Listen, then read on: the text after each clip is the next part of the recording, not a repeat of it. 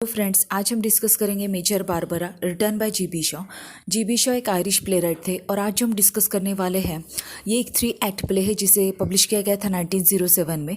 इसका जॉनर जो है वो है सोशल सटायर, सेटिंग है लंदन और थीम्स है morality, gender, war, violence, society, class, hypocrisy, power and religion. मिलते हैं इस प्ले के इंपॉर्टेंट कैरेक्टर से। सबसे पहले है एंड्रयू अंडरशाफ्ट। ये यूरोप में का बहुत बड़ा इंडस्ट्रियलिस्ट है। इसके फैक्ट्री में वेपन्स बनाए जाते हैं और ये फिजिकली मेंटली बहुत ही पावरफुल बंदा है। He is a very rich man. इसकी बीवी का नाम है लेडी ब्रिटोमार्ट। लेडी ब्रिटोमार्ट अंडरशाफ्ट। इसकी उम्र है लगभग 52 ईयर्स ओल्ड। ये बहुत ही प्रैक्टिकल लेडी है और वो अपर क्लास को बिलोंग करती है। लेडी ब्रिटोमार्ट और एंड्रयू अंडरशाफ्ट का डिवोर्स हो चुका है। इनके 3 बच्चे हैं। एक तो है बारबरा जो जिसके नाम पर इस प्ले का टाइटल रखा गया है। ये बहुत ही स्ट्रॉन्ग लड़की है, जॉली है और एनर्जेटिक है। दूसरी है सारा अंडरशाफ्ट। ये बारबरा की छोटी बहन है। ये बहुत ही थीन है, बोर्ड है और always she is busy in materialistic things. Stephen Undershaft ये एंड्रयू और लेडी ब्रिटोमार्ट का बेटा है। ये बहुत ही चाइल्डिश है और अपनी माँ से बहुत ज़्यादा डरता है। यंग है मगर हमेशा डरा हुआ रहता है उसके चाइल्डिश हैबिट की वजह से और बैचलर शाइनिस की वजह से। नेक्स्ट है एडोल्फस क्यूजिन्स। ये बारबरा का फियांसी है और एडोल्फस क्यूजिन्स ने एक्चुअली डिसाइड कर रखा है कि वो बारबरा से ही शादी करेगा। बारबरा के दिल में इतनी स्ट्रॉन्ग फीलिंग्स नहीं है बट एडोल्फस जो है he is a very much determined to marry Barbara. Charles Lomax ये सारा से एंगेज्ड है, सारा का फियांसी है। तो ये हो गए इस प्ले के कुछ इंपॉर्टेंट कैरेक्टर्स। अब बढ़ते हैं समरी की तरफ।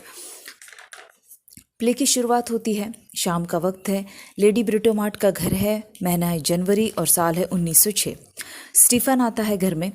जैसे स्टीफन एंट्री करता है ब्रिटोमार्ट मतलब उसकी माँ उससे कहती है कि स्टीफन तुम कब घर की जिम्मेदारियों को उठाओगे, कब घर के मामलों में कुछ ध्यान दोगे।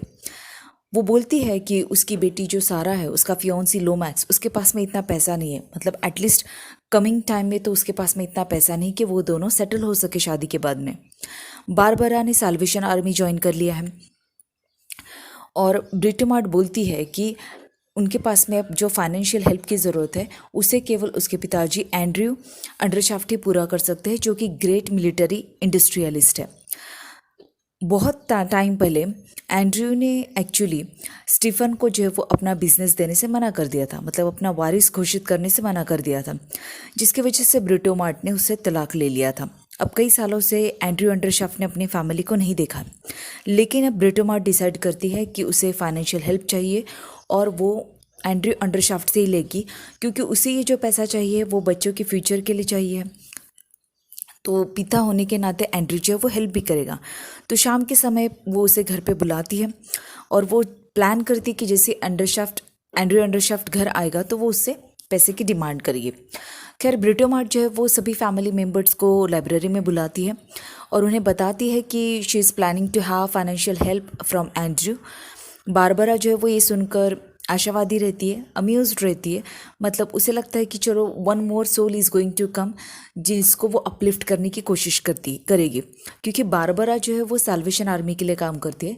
साल्वेशन आर्मी का काम ये होता है कि आप you should try to uplift spiritually people around you और जो भी हेल्पलेस है उन्हें फूड और शेल्टर प्रोवाइड करने का काम ही साल्वेशन आर्मी करती है। और बारबरा जो है वो साल्वेशन आर्मी के वैल्यूज़ को काफ़ी ज़्यादा मानती है।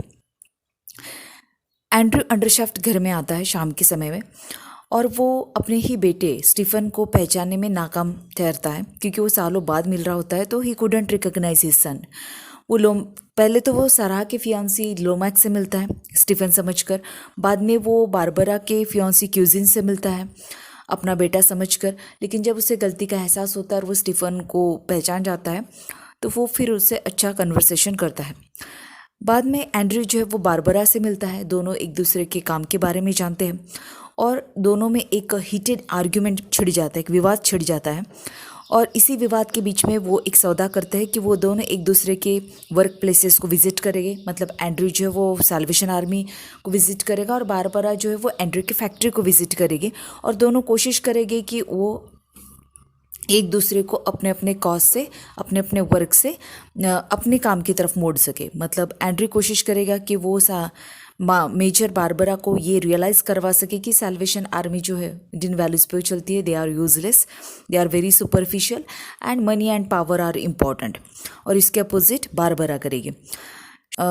ठंड है, सुबह का समय है, वेस्ट हैम लोकेशन है सैल्वेशन आर्मी का, जहाँ पर स्नोबी प्राइस और रमी मिटन्स नाम के दो सैल्वेशन वर्कर्स जो वे एक दूसरे से बात कर रहे थे कि तभी वहाँ पर बिल वॉकर नाम का बंदा आता है और वो जेनी हिल नाम की एक लड़की पर अटैक कर देता है, उसे थप्पड़ जड़ देता है, क्योंकि उसे लगता है कि ये जेनी हिल जो है ये जिम्मेदार है उसकी प्रेमिका को उससे अलग करने में। इसी के उकसावे में आकर, जेनी हिल के उकसावे में आकर बिल वॉकर की प्रेमिका ने जो है वो उसे छोड़ दिया है और सैल्वेशन आर्मी जो है वो ज्वाइन कर ली है। रमी जो है वो जेनी की हेल्प करने के लिए आगे आती है तो बिल उसकी भी फेस पे थप्पड़ जड़ देता है। बारबरा इस बात से बहुत ज़्यादा नाराज़ हो जाती है। वो बिल को बहुत कुछ भला बुरा कहती है और बताती है कि तुम्हारी प्रेमिका ने जो वो आर्मी पोस्ट ज्वाइन कर ली है कैनिंग टाउन में और वो वहाँ पर किसी और के साथ में अब इन्वॉल्व भी हो चुकी है। ये सुनकर बिल जो है वो बहुत ज़्यादा दुखी हो जाता है। इतने में एक ड्रम की आवाज़ सुनाई देती है और एडोल्फोस क्यूजिन्स जो है वो आता है। बिल वहाँ से चला जाता है कैनिंग टाउन के लिए अपनी प्रेमिका से मिलने के लिए। बारबरा जो वापस अपने काम में एंगेज हो जाती है और जाने से पहले वो किजुन से कहती है कि वो उसके पिताजी को सैल्वेशन आर्मी का काम जो है वो ठीक से समझाए। क्यूजिन्स जो है वो अपने आप को as a collector of religions present करता है अंडरशाफ्ट के सामने और वो अंडरशाफ्ट से उसकी आस्था और रिलीजन के बारे में इसके क्या विचार है इसके बारे में कुछ बातचीत करता है। तब अंडरशाफ्ट कहता है कि मेरे हिसाब से इंसान की मुक्ति के लिए, सैल्वेशन के लिए दो चीज़ें ज़रूरी है, एक तो पैसा और दूसरा gun powder that is power. तो वो इंसिस्ट करता है क्यूजिन्स को कि उसे और एंड्रयू को मिलकर बारबरा को जो है वो सैल्वेशन आर्मी से हटाना है। मतलब वो इन चीज़ों में इन्वॉल्व ना रहे और रादर उसके पिताजी की जो फैक्ट्री में काम करता है उस पर फोकस करने लगे। अब वहाँ पे के जो आश्रित होते हैं सैल्वेशन आर्मी में के, वो वहाँ पर वापस आ जाते हैं अपना अपना काम करके। तब बारबरा जो है वो दुख जताती है कि सैल्वेशन आर्मी के पास में इतना पैसा नहीं है कि वो सब कुछ ठीक से मैनेज कर सके। इतने में बिल भी वहाँ पर आ जाता है डिफीटेड, क्योंकि उसकी प्रेमिका जो उसके साथ में नहीं आती। जेनी हिल को बिल के लिए काफ़ी ज़्यादा बुरा लगता है। बिल सोचता है कि उसने जो दो लड़कियों को मारा वो गलत किया है और इसके लिए वो बारबरा से कहता है कि वो सैल्वेशन आर्मी के लिए डोनेट करना चाहता है एक गोल्ड कॉइन। लेकिन बारबरा वो लेने से मना कर देती है क्योंकि वो ऐसे बंदे से पैसा नहीं लेना चाहती जिसने दो लड़कियों के मुंह पर थप्पड़ जड़ाओ, मतलब कुछ गलत किया है। और वो अपना सैल्वेशन इस तरीके से खरीद नहीं सकता, मतलब अपना पश्चाताप जो कुछ भी है वो ऐसा पैसा देकर उसे नहीं मिल सकता। इतने में वहाँ पर आर्मी कमिश्नर आती है सैल्वेशन आर्मी की, जिसका नाम होता है मिसेस बेंस। वो बहुत ज़्यादा एक्साइटेड होती है जैसे वो एंटर करती है और वो बताती है कि एक चमत्कार हुआ है।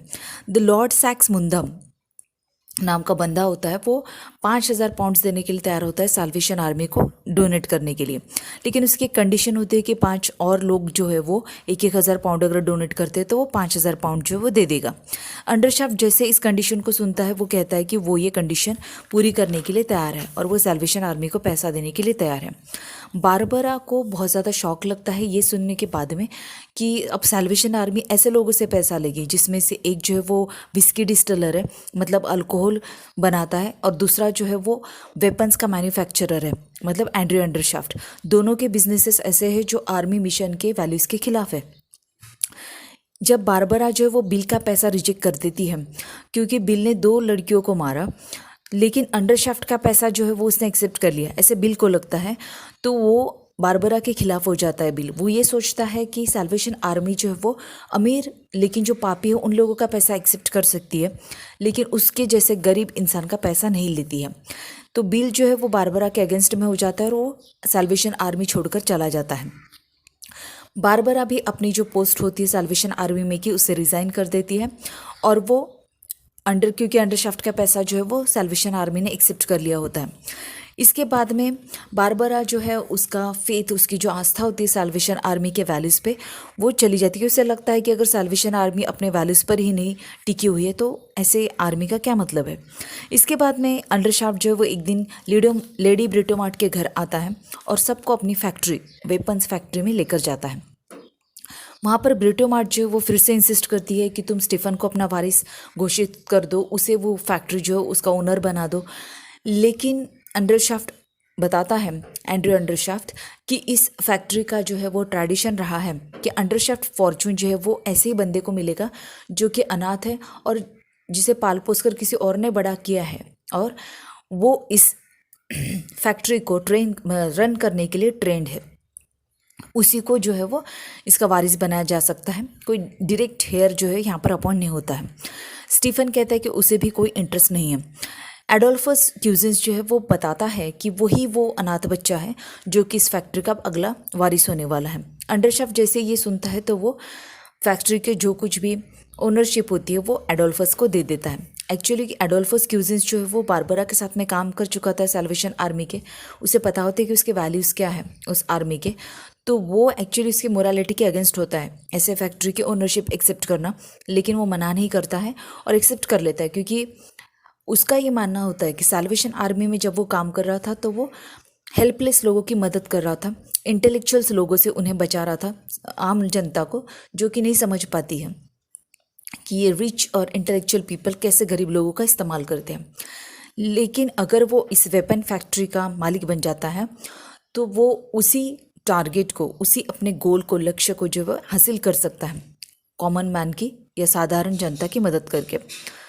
खैर इसके बाद में बारबरा जो है वो भी एडोल्फस क्यूजिन से शादी करने के लिए तैयार हो जाती है और वो डिसाइड करती है कि फैक्ट्री में जो काम करने वाले लोग हैं, आदमी हैं, औरतें हैं, उसे लगता है कि वो ज़्यादा जेन्युइन है क्योंकि वो अपना काम भी कर रहे हैं and they know the importance of the religion, they feel more intensely. क्योंकि सैल्वेशन आर्मी में क्या होता था, कई लोग ऐसे होते थे कि जो सिर्फ फुकट का खाना खाने के लिए और शेल्टर पाने के लिए आते थे, उन्हें रिलीजन से, उसके वैल्यूज़ में कोई मतलब नहीं था।